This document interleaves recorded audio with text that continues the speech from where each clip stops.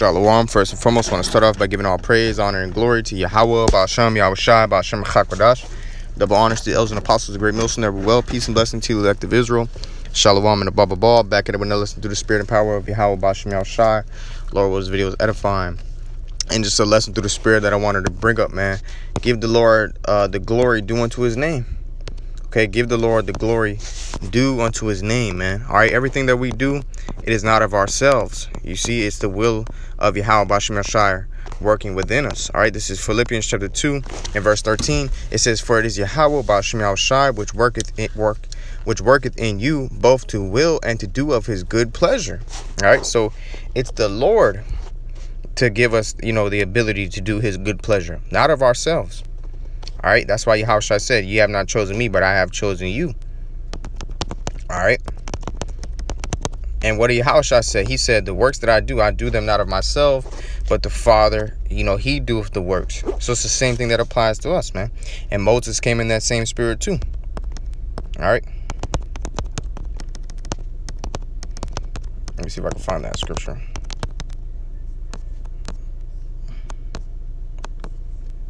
All right.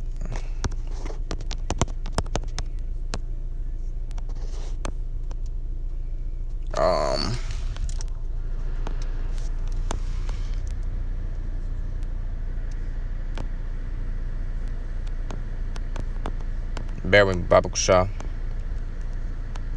Here it is, the Wadi Abashmashai. Numbers 16:28. It says, "And Moses said, Hereby ye shall know that the Lord hath sent me to do all these works, for I have not done them of mine own mind." That's right. Okay, so the Lord is the one who gives us the spirit to do all his works, man. To declare his majesty and his glory through the spirit of power of Yahweh Ba'ashem Yahshai. And it's not of ourselves, man. All right, so we have to get into the habit of giving the Lord his glory. And we can learn from our forefathers, man, and their past experiences. All right, in particular, Moses and Aaron. I'm going to go ahead and read the scripture. This is Numbers 20 and verse 8. "Take the rod and gather thou the assembly together, thou and Aaron thy brother, and speak unto the rock before their eyes. And it shall give forth his water, and thou shalt bring forth to them water out of the rock. So shalt thou give the congregation and their beasts drink." And Moses took the rod from before the Lord as he commanded him. And Moses and Aaron gathered the congregation together before the rock. And he said unto them, "Hear now, ye rebels, must we fetch you water out of this rock?" And Moses lifted up his hand, and with his rod he smote the rock twice, and the water came out abundantly, and the congregation drank, and their beasts also. And the Lord spake unto Moses and Aaron, "Because ye believe me not to sanctify me in the eyes of the children of Israel, therefore ye shall not bring this congregation to the land which I have given them." All right. Yeah. So the Lord said, "Look, you didn't sanctify me before the children of Israel. You didn't give me the glory. All right. Now, look, Moses, you got to die for that, man. All right. And this isn't anything new, because there's other men who haven't given the Lord his glory, and they died for it too, or they got judged for it too, man. All right. And Moses was a just man. Okay. So, if Moses was the scriptures say how Moses was very faithful above the Lord's house, and Moses was a very meek man, and the Lord judged him for not giving him the glory when he smote the rock. So how much more does it apply to us in these times, man? All right, this is Acts chapter 12, starting at verse 21. "And upon a set day, Herod, arrayed in royal apparel, sat upon his throne and made an oration unto them. And the people gave a shout, saying, It is the voice of a God and not of a man. And immediately the angel of the Lord smote him, because he gave not the Most High the glory, and he was eating of worms and gave up the ghost," man. That's right. So look, man, Herod, an Edomite, portraying himself to be a god. And what did it say? The angel of the Lord immediately smote him, man, because he didn't give the Most High the glory. So we must get into the habit of giving the Lord his glory and his honor and his praise due unto his name. All right, this is 2 Maccabees chapter 9, starting at verse really the point is around verse 12, but let me I'll start at verse 7. It says, matter of fact, let me start at verse I'll start from the top. 2 Maccabees 9 and 1. "About that time came Antiochus with dishonor out of the country of Persia, for he had entered the city called Persepolis, and went about to rob the temple and to hold the city, whereupon the multitude, running to defend themselves with their weapons, put them to flight. And so it happened that Antiochus, being put to flight of the inhabitants, returned with shame. Now when he came to Ecbatane, all right, news was brought him that what happened unto Nicanor and to Timotheus. Then swelling with anger, he thought to avenge upon the Jews the disgrace done unto him by those that made him flee. Therefore, so he basically wanted to take his anger out on the Jews, right? Commanded he his chariot men to drive without ceasing and to dispatch the journey, the judgment of the Most High now following him. For he had spoken proudly in this sort, that he would come to Jerusalem and make it a common burying place of the Jews. And that's how Esau still feels to this day. He wants to, make the name of Israel be no more in remembrance, man. He wants to exterminate us. That's why the Most High is going to exterminate the Esau. Verse 5, it says, but the Lord Almighty, the power of Israel, smote him with an incurable and invisible plague. Yeah. Okay, so, and that was also prophecy in the book of Daniel, where it talks about how he shall be smitten without hand by the princes of princes, roughly paraphrasing. Hey, the Most High hit him with a plague so bad where he couldn't even see it, and it was incurable. He could do nothing to cure it, man. It says, or as soon as he had spoken these words, and a pain of the bowels that was remediless came upon him, and sore torments of the inner parts. And that most justly, for he had tormented other men's bowels with many and strange torments. So the Lord was getting his ass back because he did that to other people too. You see, and that's the justice of the Most High, man. The Most High, he'll make you pay for you, man. All right. Also, like when you read in the book of Joshua, where Joshua cut off the thumbs of one king and his big toes. All right. And the king said, I did this to other people, so the Lord got me back for what I did, pretty much. You see? And it says, howbeit he nothing at all ceased from his bragging, but was still filled with pride, breathing out fire in his rage against the Jews. Right. So even when the Lord hit him with some chastisement, he was still being proud. All right. It says, and commanding to haste the journey, but it came to pass that he fell down from his chariot, carried violently, so that he, having a sore fall, and all the members of his body were much pained. All right. And it says, and thus he that a little afore thought he might command the waves of the sea, so proud was he beyond the condition of man. Yeah, so basically he thought he was a god.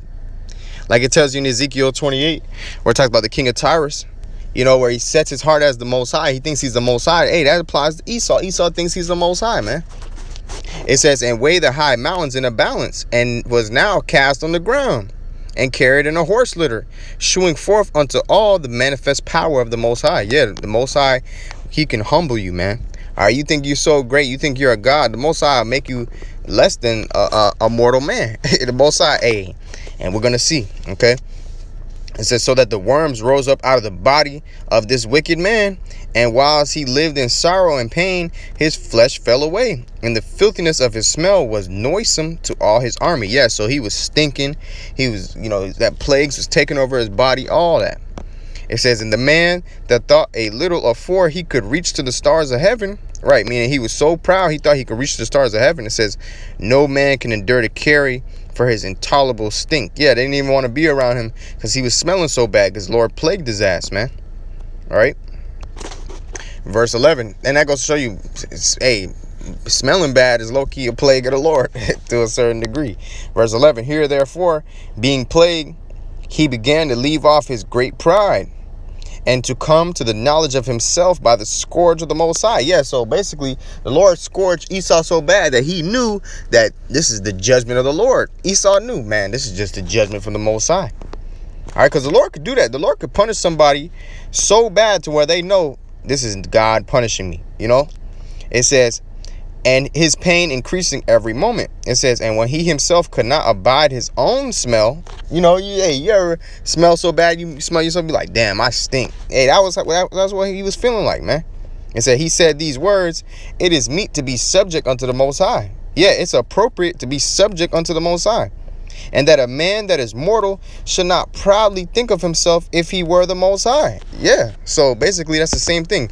A mortal man, us being mortal men, we are not to think of ourselves highly than we ought to think, man. Hey, the scriptures say in the book of Galatians, what does it say? Galatians 6:3. For if a man think himself to be something when he is nothing, he deceiveth himself, man. Yeah, we got to remain humble and grounded, man. All right, and give the glory to Yahweh Shemel Shai, because the Lord said what? This is Isaiah 42 and verse 8. I am the Lord, that is my name, and my glory will I not give to another. Yeah, the Lord, he's jealous about his glory, rightfully so, because he's the one who's doing all this, man. We don't even control ourselves. So for us to give ourselves the pride, big up ourselves, you know, make us seem like we're the creator of everything that goes down, you know, that's the Most High basically suffering his glory upon another person, man. And that's just not so. Okay, and that's why the Lord said he raised up Pharaoh that he might declare his name throughout all the earth. So here it is, the Lord will raise up a man that, you know, is so great in might and strength where everybody's like, damn, who could take this man down? And then guess what? It takes divine intervention to take this man down. The Lord takes him down. So who gets the glory? The Most High, man. It's like when a fighter beats another fighter who beat another fighter who was a great fighter, so to speak, man. You know, it's like a chain reaction. If you beat a fighter who beat another fighter who was a great fighter, then guess what? The fighter who, you know, beat the fighter who beat the other fighter, so to speak, you know, he gets a lot of glory. You know? Like, let's just say, for instance, you know, Manny Pacquiao. Let's say Manny Pacquiao, hypothetically, Manny Pacquiao was undefeated. You know? All right, so when Floyd Mayweather beats Manny Pacquiao, then guess what? Floyd Mayweather, he gets bragging rights over all those other men that Manny Pacquiao gets, so to speak, man. You know, even though he didn't fight them. And that's like the same thing with the Most High. He'll raise up somebody so great. Like, that's why he raised up Esau to be so great. So when he takes him down, all the earth may know that, look, I'm the one running the show, man. All right, I'm going to read this again, Isaiah 42 and 8. I am the Lord Yahweh, that is my name, and my glory will I not give to another, neither my praise to graven images, man. And that's the point on that right there. All right, and it's the same thing with like Nebuchadnezzar, man. That's why the scripture say, lift not up your horn on high, speak not with a stiff neck. You know, for promotion cometh not from the west, neither from the east, but the Most High, he setteth up one and raises up another, man. You know, and Most High is the one who brings people to honor or brings people to dishonor, man. All right, it says,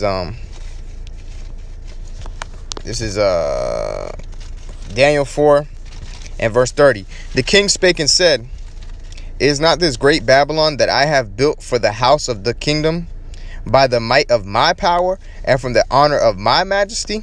While the word was in the king's mouth, there fell a voice from heaven saying, O King Nebuchadnezzar, to thee it is spoken, the kingdom is departed from thee. And they shall drive thee from men, and thy dwelling shall be with the beasts of the field. They shall make thee to eat grass as oxen, and 7 times shall pass over thee until thou know that the Most High ruleth in the kingdom of men, and giveth it to whomsoever he will. All right, it says the same hour was the thing fulfilled upon Nebuchadnezzar, and he was driven from men, and did eat grass as oxen, and his body was wet with the dew of heaven, till his hairs were grown like eagle's feathers, and his nails like birds' claws. Yeah, so the Most High jacked him up, because he was saying how he built up Babylon with his own power.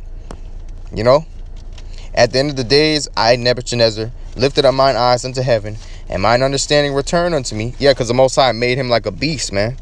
You know, he made him a brute beast.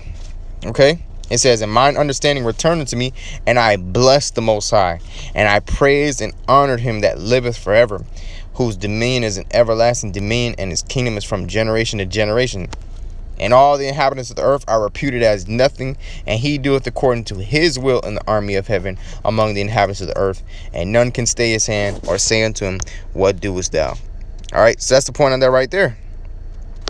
You see, Nebuchadnezzar, he had to humble down. Verse 36, at the same time my reason returned unto me, and for the glory of my kingdom mine honor and brightness returned unto me, and my counselors and my lords sought unto me, and I was established in my kingdom, and the excellent majesty was added unto me.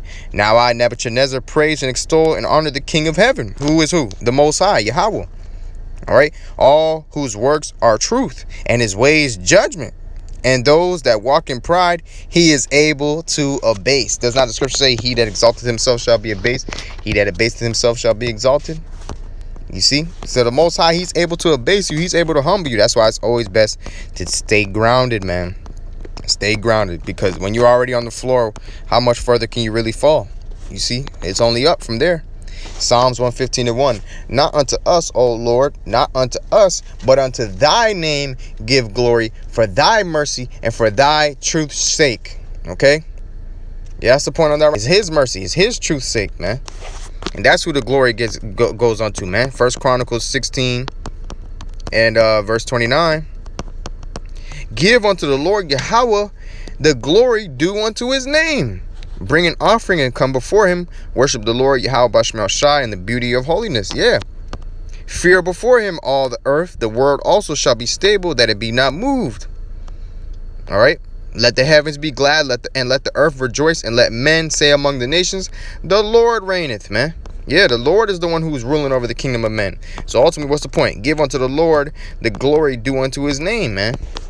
All right. So that's really just something that I wanted to touch on through the Spirit, man. Give him the glory due unto his name, or else he'll humble you and force you to do that. That's why the scripture say every knee shall bow and every tongue shall confess, man. You either get down or you lay down, man. So with that, I want to give all praise, honor, and glory to Yahweh, Ba'ashem Yahushai, Ba'ashem Chakwadash, double honors to the elders and apostles, the great Muslim, the Ruel. Peace and blessings to the elect of Israel, Shalom, and above all.